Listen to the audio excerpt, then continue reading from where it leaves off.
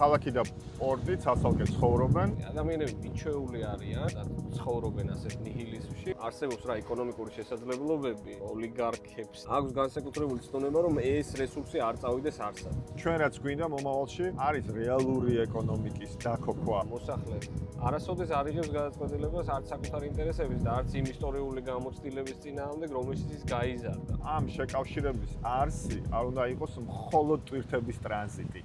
ვართ ფოთში, ვართ საპორტო ქალაქში და ფოთს არ ეთყობა, რომ ამხელა პორტის, ამხელა ისტორიის ქალაქია. რითი ახსნია ამ ყველაფერს? ფოთი მასპინძლობს ეკონომიკურად ყველაზე მნიშვნელოვან საზღვაო პორტს დღევანდელ საქართველოში, მაგრამ ეს ყველაფერი ფოთს არ ეთყობა. ქალაქი და პორტი ცალ-ცალკე ცხოვრობენ და თითქოს ერთმანეთის ცხოვრებაში არ ერევიან. უარყოფითი ეფექტები, რაც მოყვება პორტის საქმიანობას, იქნება ეს გარემოს დაბინძურება, ხმაური, თუ სხვა ტიპის წნეხი, რა თქმა უნდა ფოთში რჩება, მაგრამ ის ეკონომიკური დოვლათი, რომელიც აქ გამომშავდება, მიდის სადღაც სხვაგან. ესეც ლოგიკური გაგრძელებაა არ შემდგარი პოლიტიკის, რომელსაც ატარებს ქართული ოცნება. ჩვენ ვიცით, რომ გადასახადების დიდი ნაწილი მიდის ცენტრალურ ბიუჯეტში, მოგება მიდის კერძო სუბიექტების ჯიბეში. ეს პრობლემა არ არის არც დღეს შექმნილი, არც გუშინ შექმნილი. ადამიანები მიჩვეული არიან და ცხოვრობენ ასეთ ნიჰილიზმში, რომ ხო, ნუ ალბათ ასეც უნდა იყოს, იმიტომ რომ დიდი ხანია იმ პრობლემას, რომელიც შენ რამდენიმე წინადადებით კარგად აღწერე, ამას უყურებ. რატო უნდა იყოს ცვლილების ის ვერსია, რომელზეც შენ ილაპარაკებ, ვინმესთვის დამაჯერებელი. ადამიანების გადინება არის მოვლენა, რომელსაც ჩვენ ხედავთ საქართველოს პრაქტიკულად ყველა მხარეში და ეს ასევე მწვავედ ჩანს და იგრძნობა ფოთში. ადგილობრივებმა გითხრეს, რომ აქ სამშობიარო სახლი არ არის, მაგრამ გამართულად მუშაობს დამგზალავი ბიურო. თუ კი იქ სადაც გამომუშავდება ასობით მილიონი მოგებაში და სადაც ტვირთბრუნვა არის 10-ზე მეტი მილიარდის, იქ ვერ ახერხებს შექმნა მიმზიდველი გარემო იმისთვის, რომ ოჯახები შეიქმნას, იმისთვის, რომ ადამიანებმა იცხოვრონ და ამ ადგილს თუ სტოვებენ ადამიანები ასე ინტენსიურად, გასაგებია, რომ არც ეკონომიკური მოდელი მუშაობს და არც პოლიტიკაა დამაჯერებელი. ალბათ აქაც არის პასუხი სისტემური ცვლილების, თვითმმართველობის გაძლიერების, რომელიც მოიტანს პოლიტიკას ადგილზე, ადამიანებს მისცემს ძალას, რომ თვითონ გადაწყვიტონ დიდწილად საკუთარი უბნის, საკუთარი ქალაქის ბედი და დატოვებს ეკონომიკური მოგების მნიშვნელოვან ნაწილს ადგილზე, რაც შესაძლებელს გახდის აქ მაღალანაზღაურებადი დასაქმების ადგილების არსებობას და ოჯახების უზრუნველყოფილად ცხოვრების შესაძლებლობას გააჩენს. ეს არის ბევრად უფრო იმპორტზე ფოკუსირებული პორტი, მაგრამ ისე როგორც მთელი ჩვენი ეკონომიკა. ვიდრე ექსპორტზე, ხო, შეიძლება ექსპორტზე გადის ასევე პროდუქცია უფრო მეტად ნედლი ან ნაკლებად დამუშავებული სახით და საბოლოო მოხმარებისთვის განკუთვნილი პროდუქცია, რომელიც წარმოების შემდგომ ეტაპებს გაივლის. ეს ყველაფერი ხდება სხვაგან და შემდეგ უბრუნდება ჩვენ ბაზარს ბევრად უფრო მაღალ ფასებში. ესეც არის, რა თქმა უნდა, სუსტი ჩამორჩენილი ნაკლებად განვითარებული ეკონომიკის დამახასიათებელი. პასუხი ალბათ არის რეალური ცვლილება პოლიტიკის, ნამდვილი რეალური დემოკრატია და ადგილობრივი თვითმმართველობა და სწორი გრძელვადიანი ხედვა, რამაც უნდა გამოიწვიოს რეგიონული განვითარება. ეს არის საერთაშორისო მნიშვნელობის ეკონომიკური ინფრასტრუქტურა, რომელიც რა თქმა უნდა პირდაპირ დადებით გავლენას უნდა ახდენდეს პირველ რიგში იმ ქალაქზე, რომელიც მას მასპინძლობს.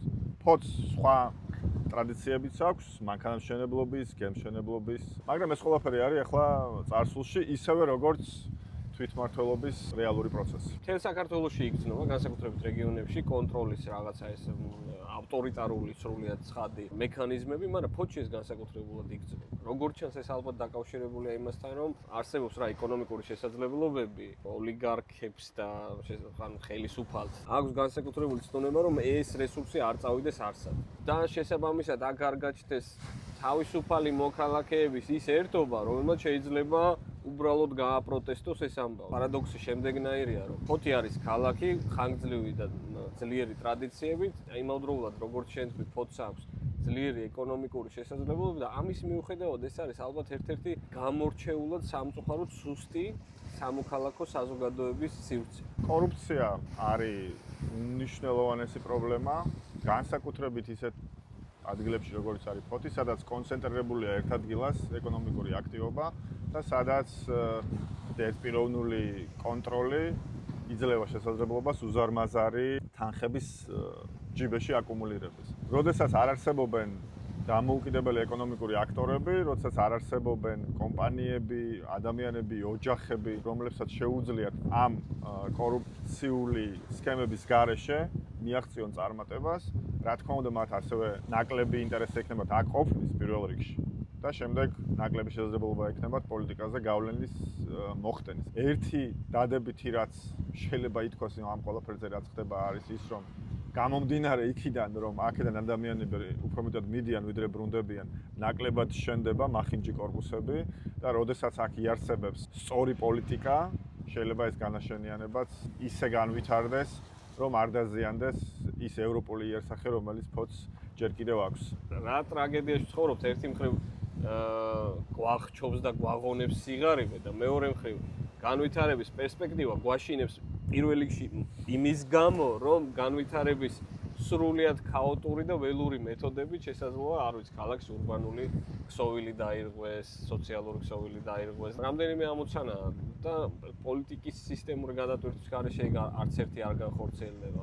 პირველი ეს არის ის, რომ ეკონომიკა და სპორტი ამ შემთხვევაში და ეს შესაძლებლობები დარჩეს ქალაქში და მეორე მხრივ ძალიან მნიშვნელოვანია, რომ ქალაქს ჰქონდეს შესაძლებლობა დარჩენილი თანხები საკუთარი პრიორიტეტების მიხედვით განსაზღვროს, იმიტომ რომ ქალაქი და ადგილობრივი მოქალაქე და მოსახლე არასოდეს არ იღებს გადაწყვეტილებას არც საკუთარი ინტერესების და არც იმ ისტორიული გამოცდილების წინააღმდეგ, რომელშიც ის გაიზარდა. როდესაც ვსაუბრობთ, როგორ გამოიმუშავებენ ადამიანები ფულს სამეგრელოში და ფოთის გარშემო მათ შორის. როგორც წესი, ეს არის ფიზიკური შრომის სეზონურად გამოყენება იმისთვის, რომ თავი გაიტანონ, გადადიან საზღვარზე და თურქეთში აკეთებენ, იმიტომ რომ იქ ცოტათი მეც უხდიან, რაც რა თქმა უნდა წარუმატებელი ეკონომიკური პოლიტიკის უთხვარი დასტურია და თუ კი სადმე დადიან ეს სატვირთო მანქანები, ეს არის დინარეების კალაპოტებთან, იმიტომ რომ ამ კარიერებიდან ამოაქვთ ეს წიაღისეული, ხო, ადვილია, პრიმიტიული ეკონომიკური აქტივობაა, ამოიღე, დატვირთე, გაიტანე და აშენე ეს უსახური კორპუსები. ჩვენ რაც გვინდა მომავალში ფოთისთვის არის რეალური ეკონომიკის დაქოქვა აქ, რაც უკავშირდება, რა თქმა უნდა, პორტის საქმიანობის და ქალაქის ცხოვრების შეკავშირებას, მაგრამ გარდა ამისა, რეალური წარმოების განვითარებას, იმ ტრადიციების გაცოცხლებას, რაც ფოთს ჰქონდა, თუ კი ჩვენ უნდა შევასრულოთ რეალური ფუნქცია შუა დერეფნის, თუ კი უნდა შევაკავშიროთ ევროპის და აზიის ეკონომიკური სივრცეები, ამ შეკავშირების არსი არ უნდა იყოს მხოლოდ ტვირთების ტრანზიტი.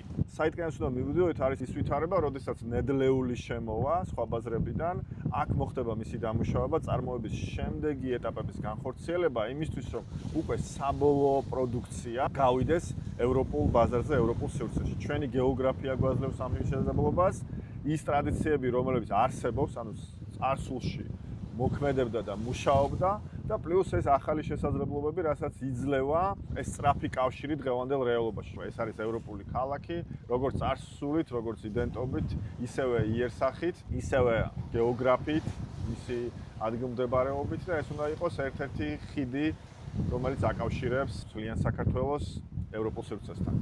ჩვენ გვაქვს გეოგრაფია, ჩვენ გვაქვს ნიჭი, მაგრამ ამ ყველაფერს სჭირდება შესაბამისი განათლების სისტემა, შესაბამისი პოლიტიკური სისტემა და ასე შემდეგ და ამ ყველაფერში ინვესტიციები და რეფორმები დღესვე თუ არ დავიწყეთ, შესაძლოა აღარ იყოს კონკურენტუნარიანი. იმედი მაქვს, რომ ეს ყველაფერი იქნება მოკლე დროში შესაძლებელი, თუმცა ამ ყველაფერს მაინც დაჭირდება ნიკოსნაირი შრომაზე და ხედვებზე და ლიდერობაზე ორიენტირებული ხალხი.